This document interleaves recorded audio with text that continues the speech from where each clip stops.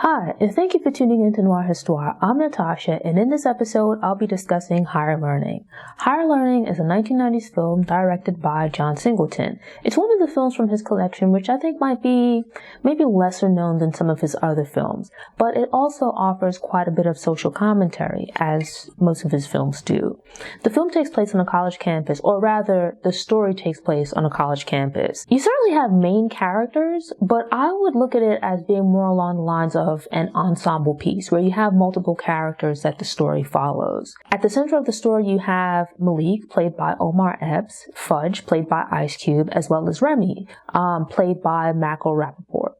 And you have some other people who pop up. Tyra Banks, she eventually plays Malik's love interest. A few other people. Busta Rhymes is like Fudge's friend. And basically what you have here is kind of a look into the social and racial politics of a college campus. In this case, it looks like it's a PWI, a predominantly white institution. And so there's a little bit of like gender-based issues and things like that, as well as the movie touches on date rape, misogyny, in addition to racial issues, the tensions and such that might exist on a college campus. And it's an interesting take because the movie was made back in the 90s, but several of these topics would be relevant in like the years prior to the time the movie was made and still relevant now. And so I know in recent years, this conversation around date rape, things of this nature, it's still a conversation we're having now. Basically, Malik is a track athlete. He's attending school on scholarship. So you have Malik, who is a track athlete attending school on scholarship, and it kind of broadens out from there. Some other people that he comes into contact with, classmates, friends that he makes along the way, other people in the dorms, other people on campus, sort of like friends of friends, friends of his roommate. And so it broadens out from him. Malik has his roommate, and then you have Fudge, who is like Ice Cube's character. He has his roommate, and there's like conflict between them. Here it is, you have this new environment where, first of all, these are young people, young adults in their late teens, early 20s, some of them out on their own for the first time. And this is sort of like their first world experience. They've all been dropped onto this college campus. Some of them possibly have been in such situations prior, others not so much. And they're really just trying to find their way as people, navigating their way into adulthood and doing this in this new environment amongst other people that are also doing the same. You have some of them where they arrive on campus with their own preconceived notions and, let's say, a somewhat fragile sense of identity. Others who have absolutely no sense of identity, who they really are. And so you have Malik's character, right, well, actually, let's take it a step back before we get to that. To some degree, the characters kind of fit different stereotypes, right? Or archetypes, but they're like representative of the kind of people that you might meet on a college campus. So Malik is sort of like the inner city guy who's now at school on an athletic scholarship, probably the first person in his family to attend college, navigating things, figuring things out for himself. You have Fudge, who's like the pro-black, dirty backpacker, super senior, professional student kind of guy. And you've got Remy, who's like trying to figure out his identity. Branching out from there, you have these different groups of people. You have the frat guys, the party people. And so it's like each one of the characters they serve as a representation of like the generic forms of people that you might meet on a college campus. And at root here is that you have some of these people where it's likely their first time coming into contact with people from different walks of life, where for many of them, they've lived in their communities amongst people similar to them, or at least from similar background to them. Now they're on this college campus where they're thrown together, especially because it's not just a matter of, like, let's say high school, where you'd be in class with these people, and then everybody goes home. You live in a closer environment with these people because not only are you taking classes with them, attending school with them, but in some cases you're actually living with them. Right? Not just within the same dorm, but even maybe within the same room. You might be living with a friend, but it seems like the vast majority of them, except for like maybe Fudge and, Busta Rhymes, are like college freshmen when arriving on campus, they don't necessarily know everyone else, or they don't know many other people. So they don't have pre-existing relationships. And yet here it is that they're being grouped in with other people and having to navigate these new relationships, sometimes with people who are completely different, like just from a whole other walk of life than them. Malik and Remy, you kind of have two sides of the same coin, where they're both really lost and insecure and uncomfortable, just as everyone else. But the way that they deal with it differs. In Malik's case, there's this sense of bravado, arrogance, machismo. Some of that comes about in part due to him being an athlete, where probably back in his hometown or back in his school, wherever it was that he went to school, he was probably like, the hot shot guy. And now here he is on campus, kind of continuing on with that attitude, with that demeanor. But it's sort of like going from being what was likely a big fish in a small pond to now still being a fish, but the pond is bigger. There's certainly other athletes, but there's also a variety of other students. And add to that, it's a new environment for him. And the way that he goes about with that is that at times, he indulges in not necessarily self-destructive behavior, but rather counterproductive behavior. It's something that I noted where you sense that because as part of his storyline, he's a good athlete, he seems to be relying very heavily on that, but he's struggling academically. And it's something that I've mentioned before in discussions of other films about like sports and college athletes and things like that, is the reality that for a lot of students, the moment they even show any kind of aptitude or just a passing interest in sport, a lot of times you have it where it's like the adults around them will cling to that. They'll grab onto that, and that becomes the kid's thing. It comes to be viewed as that's going to be their way out of whatever their circumstances might be. And so in the case of Malik, what you have here is this guy that runs track. He's likely been, running track since at least high school, if not earlier, and that's his thing. It's what he takes pride in. But you get the sense that, unfortunately, as happens with a lot of student athletes, is that unless they're just equally gifted with regards to academics, a lot of times when they show potential for sports, that becomes where like the focus is placed. And you get that sense with Malik where he's struggling academically.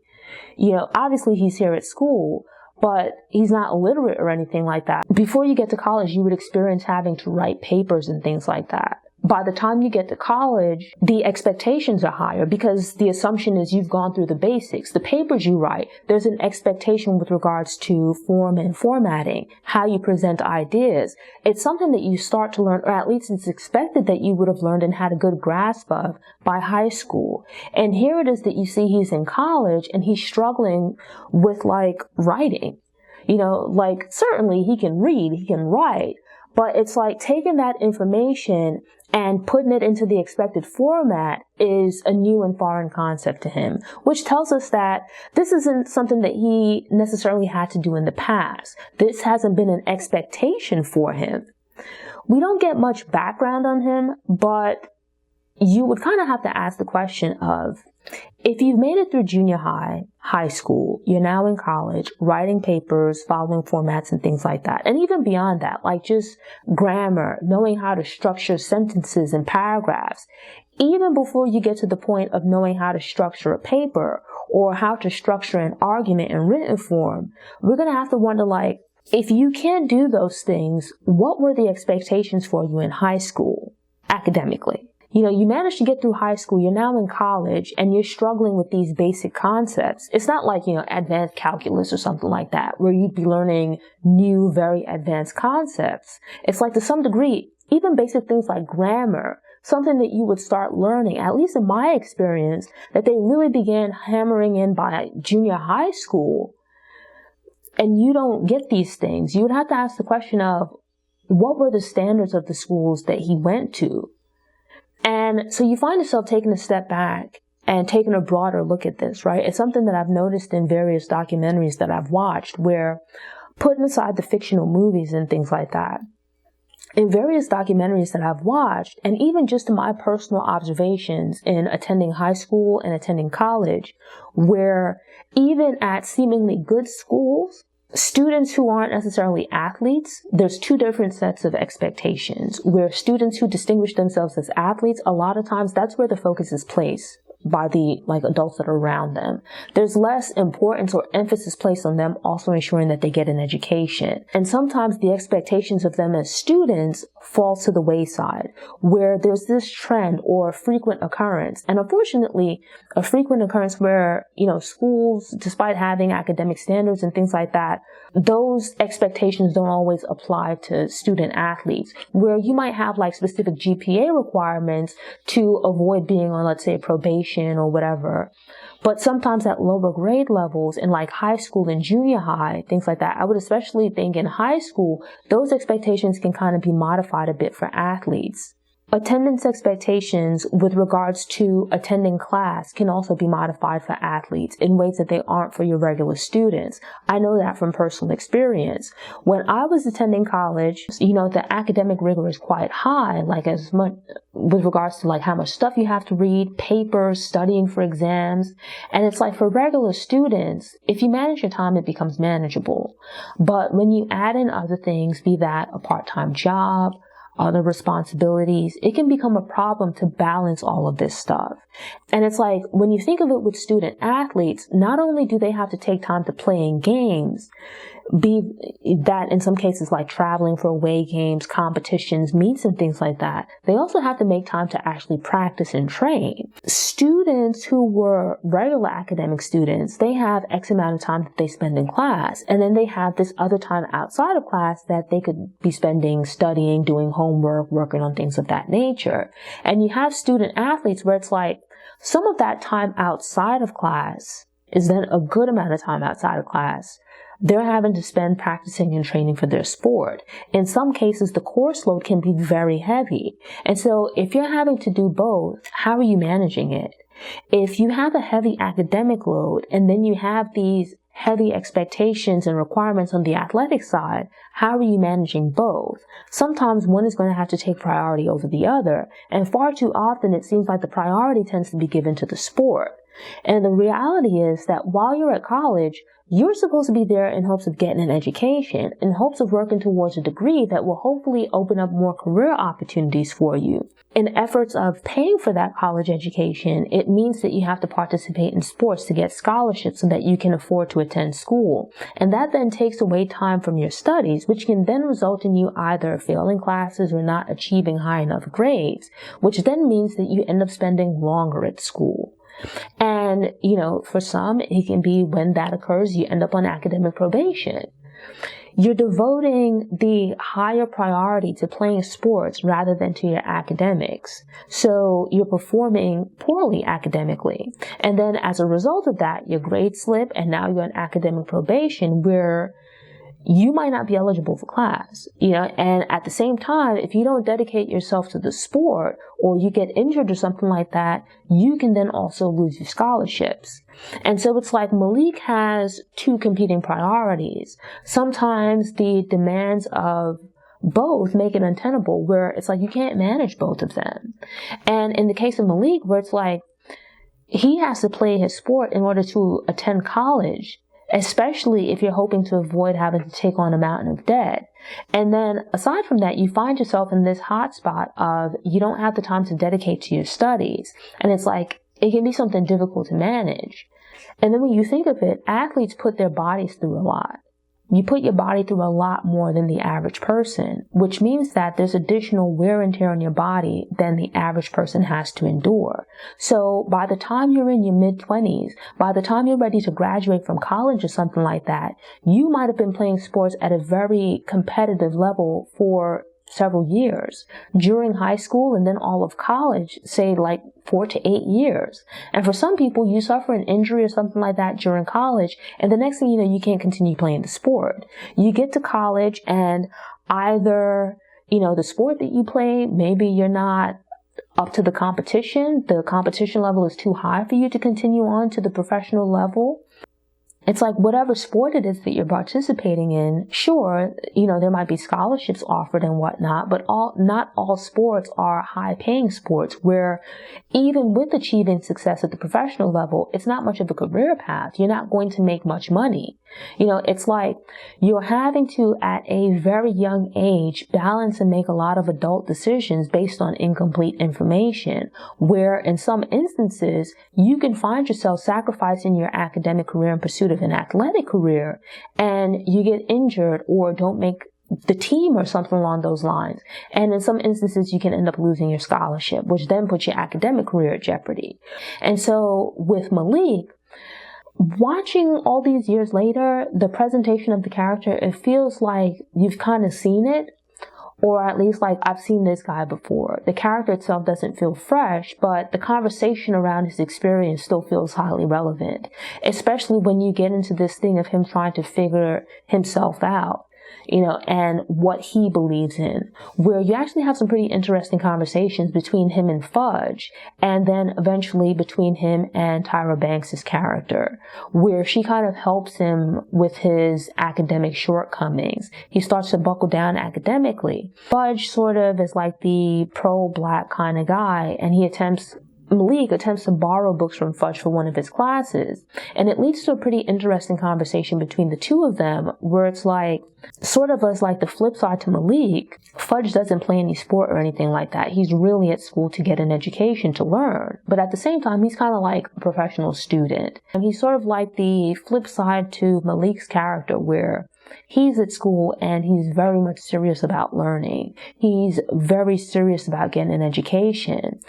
He actually questions Malik about who he is and what he believes in. In the course of the conversation, he pokes holes in who Malik is, as well as various people. But in addition to Fudge, you then also have the professor and Tyra Banks' character, who also poke holes into Malik's persona, trying to get him to ask deeper questions about who he is and what he believes, in an effort to really help him figure these things out, what he values, what his future vision is, how he sees things playing out, so he can start to work towards that end. Figuring himself out so he can start to make a plan for his future life, figuring out who it is that he is, who he wants to be, where he wants to go in life, where he wants to spend his life, what he wants his life to look like. And it's something that a lot of people go through. I would hope a lot of people go through, at least by college. In addition to that, in addition to getting an education, you should also be learning about yourself. You're transitioning from being your parents' children into being young adults. And this is like preparation for your future life, figuring out what career path you would like to go on.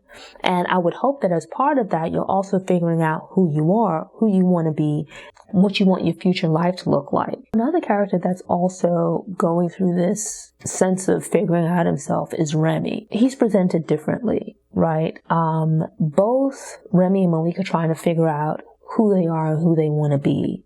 They find communities on campus, they find people on campus, but the difference between them and thus their future is the type of people that they find, where Malik is fortunate to find people who, for the most part, are positive. They question him, sure. They poke holes in this persona that he's created. They challenge him, but they challenge him in a way that's positive.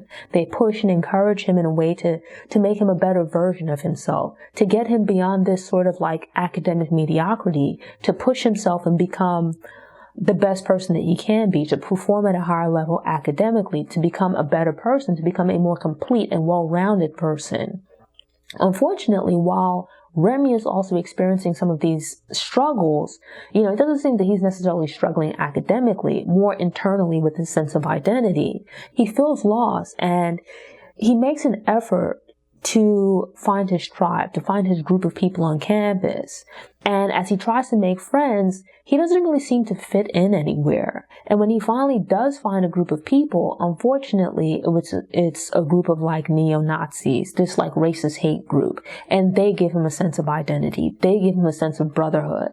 And so with Remy, there's a difference between him and Malik, where they're both struggling with trying to figure out their identities, where they belong in the world. They welcome him with open arms, but the activities that they're involved with, the things that they challenge him to do, they're not positive. Remy is looking for something to belong to. He's looking for something to be a part of. And it's like, sure, they offer that, but the activities that they're involved with aren't good for him. Around this time, when people are like in their teens into their early 20s, when you're trying to figure out your identity, you might have friendships from prior to that period. But for a lot of people, this is sort of when they pick and choose groups that they want to be a part of. Because in figuring out their identity, part of that is also figuring out who they want to be associated with, who they want to be friends with and whatnot. This is the period during which people join gangs, right? You don't really hear, I would hope that you don't really hear about people in their 30s joining gangs, right? That's something that you hear mostly with teenagers. When they reach this point in their life, they're trying to figure themselves out. They're trying to figure out their identities. They're looking for people like themselves, something to be a part of. Right? And so in this case, we see Remy looking for something to belong to, and he reaches out and tries to befriend different people, tries to become a part of different groups. But in facing rejection, he can't belong. He can't become a part of those groups. The group that accepts him, the group that welcomes him is unfortunately this white supremacist group. And it's this thing of people kind of take whatever options were available. It's like for some people during college, in their quest to find something to belong to, in their quest to find something to be a part of, they join sororities or they join fraternities. Because in a lot of cases, unless you go to a school locally where you're still surrounded by your circle of friends, going off to college, unless you're accompanied by friends and things like that, it's a new environment. You're going to have to make new friends. You're going to have to establish new social relationships. And so people kind of choose from what's available. And then from amongst what's available, it's like, also who's willing to accept you, who's willing to have you. Because you have some people where it's like, they might want to join a sorority, they might want to join a fraternity, but it's like, unless they want you to be a member, you're not going to be able to be a part of that group. So it's not just a matter of you wanting to belong, but it's also who wants you to belong, who is willing to accept you.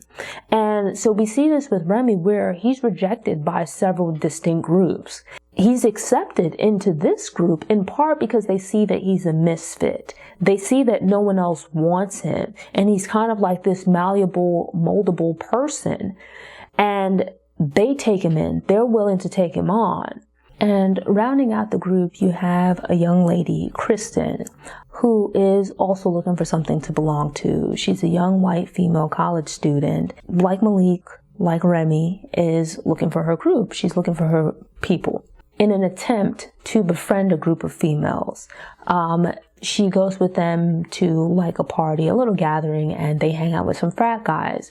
And as part of their thing, their bonding is drinking while partying. And unfortunately, it brings her into contact with a guy who really isn't so great. He assaults her basically. It's a date rape situation where she's intoxicated. He's been drinking, but probably not as much as her. And he ends up sexually assaulting her. He ends up raping her, which is unfortunate. But it's again this thing of attempting to belong, where with her trying to find friends, she befriends this group of girls who go out. They're looking to have a good time. Nothing wrong with that. They're drinking and partying. As part of their partying, unfortunately, you then have this young man who takes advantage of her. I could just imagine that it's devastating. It's a devastating thing to experience, and it has a tremendous effect on her, which unfortunately is something that a number of females, and arguably males as well, experience during their lives. And for many, experience during college, this thing of date rape, where, you're hanging out, looking to have a good time. And I think the movie is kind of early on this thing, where it's like in recent years, this situation has been presented more often as like some strange man jumping out of the bushes and attacking you. But the reality is these kinds of assaults and attacks are more often perpetrated by acquaintances. right? It's something carried out by people. Not to say that you and them are best friends or you've known each other forever, but that you at least have some passing knowledge or prior experience or interaction with each other. And it gets into this thing of consent where, no means no and whatnot, but then you have this gray area type of situation. And so I actually think the movie, I remember when I was pretty young, my cousin's then boyfriend showed it to me. And it was a conversation that we had where before playing the movie, he proposed a situation of, I remember he would have been I think in high school or so at the time, but having a really deep conversation with him about it, kind of proposing the situation as presented in the movie and asking my opinion. And we then watched the movie and how it unfolded and then had a broader conversation. And so having that discussion and conversation with him about date rape and these other various topics and something is something that all these years later I still associate with the movie, and part of why I think it's a good movie to watch and discuss. Thanks for tuning in. Show notes are available on the Noir Histoire website by the link in the episode description. If you enjoyed this episode and want more, subscribe to the channel, click the notification bell, and check out my movie review playlist.